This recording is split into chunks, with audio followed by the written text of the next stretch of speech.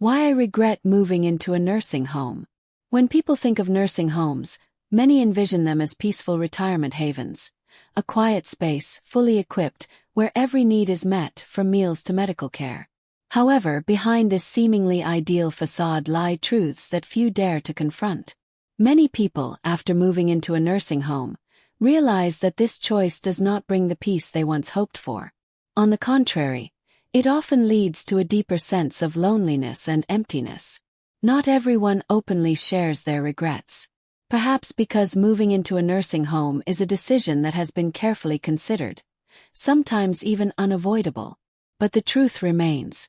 The feeling of being separated from a familiar home, from loved ones, from a life that one had been attached to for decades, that is what causes many to feel lost and disoriented. Life in a nursing home often follows a fixed routine. Waking up at the same time, eating breakfast at the same time, regular health checkups, scheduled physical activities, and going to bed at a set hour. While such routine may be necessary for some, for those with a soul full of memories and a love for personal freedom, it can feel like an invisible cage, where time passes without leaving any personal imprint. One of the most noticeable difficulties is the loss of control over one's life. At home, even small decisions like choosing what to eat for lunch or whether to take a walk still provide a sense of agency. In a nursing home, everything is predetermined. There are unwritten rules that must be followed, even when they conflict with your personal preferences or habits. And in those seemingly small details, the joy of living gradually fades away. Another silent force that erodes the spirit is the distance from family. Even though we know our children and grandchildren still love us, their infrequent presence makes the bonds feel weaker. A video call or a short visit cannot replace the warmth of a shared meal or the sound of laughter echoing through a familiar home. Over time, the feeling of being forgotten becomes more pronounced, as if one is gradually fading into a blurry memory. Each day in a nursing home becomes a tug-of-war between acceptance and regret. There are quiet afternoons spent staring out the window, sunlight streaming into the room, stirring memories of an old garden once tended with love each morning. Memories of going to the market alone, cooking one's own meals, brewing a cup of hot tea. Those simple yet meaningful moments cannot be replaced by any form of convenience or service. Many choose nursing homes believing it's the rational choice, a place with professional care, safety, and convenience. That belief isn't wrong. But what is often overlooked is the emotional aspect. The feeling of living authentically, doing what you love, and holding on to familiar things that have defined your life. These are not things that can be measured by convenience or modern standards. Freedom is something we often fail to recognize when we have it, but feel deeply once it's gone. In a tightly regulated environment, even watching a certain TV program or staying up late to read can feel like a luxury. It's then that we truly grasp the value of what once felt ordinary. Another reason many regret the move is the generational gap. Even when surrounded by other elderly people, it doesn't guarantee emotional connection. Some are introverted, some are reserved, some carry emotional wounds that are hard to heal. This leads many nursing home residents to live in prolonged silence, unable to share their innermost thoughts. In today's society, the nursing home model is built as a solution for aging. But between convenience and true happiness, there is always a gap. A comfortable life does not always mean a meaningful one. And once regret creeps in, it's hard to erase. The solution isn't necessarily to reject nursing homes, but to view them more clearly before making a decision. It's important to consider both the positives and the limitations. More importantly, families must play an active role in connecting, listening, and being present, so that wherever the elderly are, they still feel valued, loved, and remain an integral part of the family. What's worth contemplating most is this. The elderly don't just need care, they need to truly live, to engage with what brings them joy and purpose. Because in the end, the most precious thing in the twilight years is not warm blankets or soft beds, but the memories, emotions, and bonds of love still intact in their hearts. Although living in a nursing home offers some peace of mind in terms of material comfort and healthcare, it doesn't necessarily fill the emotional void. Once you've become accustomed to freedom and the familiar sounds of your own home, adapting to an entirely foreign environment, no matter how comfortable, inevitably brings a sense of suffocation.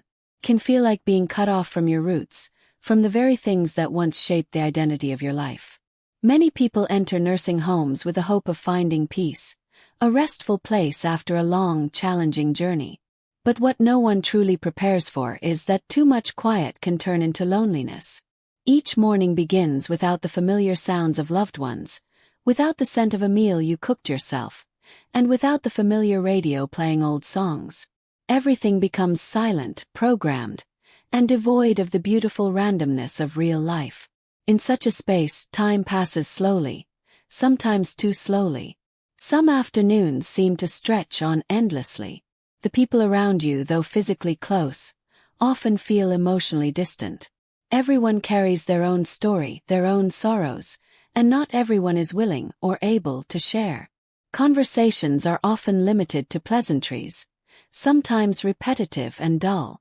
The absence of deep connections makes life here eerily quiet. It's hard to find joy in things that are prearranged. A fixed schedule, meals prepared according to a standard nutritional plan, mandatory group activities. These can make people feel like they are living according to a mold, no longer true to themselves. In an environment where personality is no longer expressed, people begin to feel invisible. The most painful feeling of all is that of being left behind. No one says it aloud, but many people in nursing homes feel they've become invisible to the outside world. Visits become less frequent, phone calls shorter. That feeling starts to raise doubts about one's own worth. The question, "Do I still matter to anyone?" lingers, often without a clear answer. Life is a string of bonds and sharing. When you're separated from your loved ones, not just by distance but by lifestyle, it's easy to lose your sense of direction. Some people accept the nursing home initially because they don't want to be a burden to their children. But as time passes, they realize that what they needed wasn't a place with professional caregivers, but a home filled with affection, sharing, and the laughter of loved ones. The older we get, the more sensitive we become to change. Moving from a familiar space to a completely new place isn't just a change of address, it's a psychological shock. They must learn to adapt to roommates, new daily routines, and the absence of loved ones. This adaptation isn't easy, especially for those who lived independently or were deeply attached to their own homes. The attachment to an old house isn't just about emotion, it's about memories, the marks of a lifetime. Every corner, every photo, every keepsake holds a story. Leaving that behind feels like losing a part of your soul. No matter how luxurious a nursing home is, it can't replace that invisible loss. Health issues in old age often force people to accept nursing homes as a solution, but not everyone fully thinks through that decision. Some may wish for more time with their families, but due to financial, health, or circumstantial reasons, they have to leave. And once they're in, going back is not easy. Bureaucratic, financial, and psychological barriers keep them stuck between two worlds, no longer belonging to the old one, yet not fully accepting the new.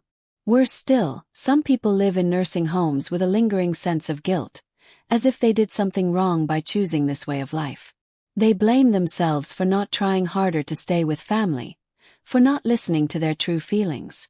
That guilt may be invisible to others, but it causes silent pain, making each day feel heavier. This isn't an isolated situation. Many studies and surveys from countries with advanced nursing home systems have shown that a high percentage of elderly residents experience loneliness, depression, and dissatisfaction. This shows that emotional needs, like connection, being heard, and participating in meaningful activities, still aren't being fully met. When intergenerational connections are severed too early, they can leave behind a sense of loss that nothing can compensate for. At home, even if life is more difficult and less convenient, seniors still feel alive. They get to see their grandchildren every day, share stories, and hear laughter in the house. These are things no service can replace. Living close to family doesn't mean being dependent. Many seniors can still live independently, but they choose to live near loved ones to maintain emotional connection. They want to hear familiar voices each morning, say goodnight each evening, and gather for warm meals on the weekend. These moments are the building blocks of happiness in later life. A nursing home isn't always a bad thing. But it should be a last resort, not a default solution. What matters is having a deeper, more comprehensive understanding of the kind of life the elderly truly want. They don't just need care, they need presence. The presence of loved ones, of emotional connection, of the little habits that remind them they are still alive.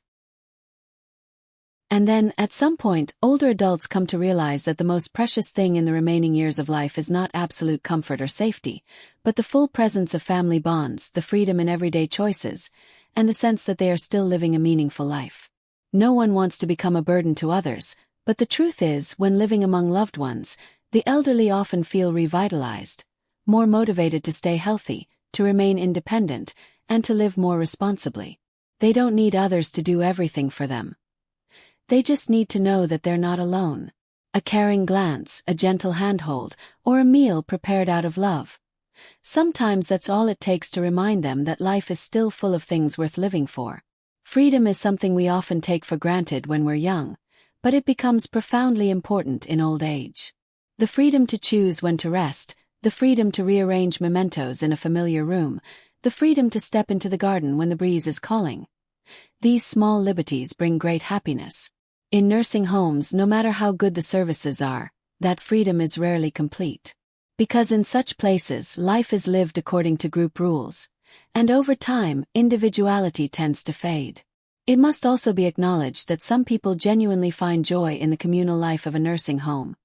But achieving that takes a long time to adjust, requires a truly humane environment, and above all, demands a proactive spirit. If the decision to enter a nursing facility is made carefully, without coercion or family pressure, the chances of adapting and living happily are much higher. But if the decision is made out of necessity or reluctance, the sense of regret and loneliness may linger indefinitely.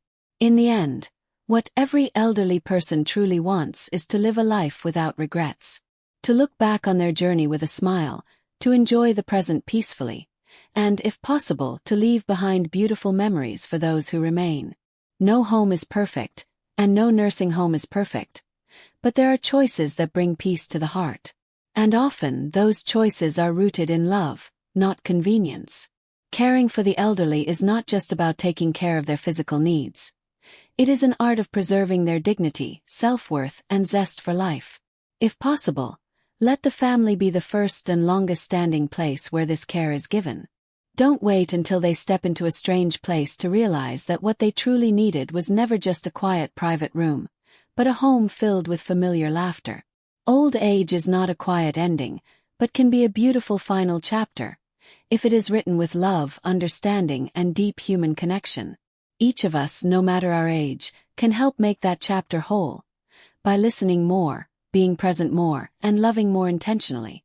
No one can choose where they were born, but we can all choose how we live out our final years. Whether that choice is to stay home with family or move into a supportive environment, let it be a decision made from the heart, guided by love, and directed toward a life worthy of one's lifelong values. Because true happiness in old age doesn't come from grand things. It comes from the simple feeling that one is still living fully, with dignity, and surrounded by love.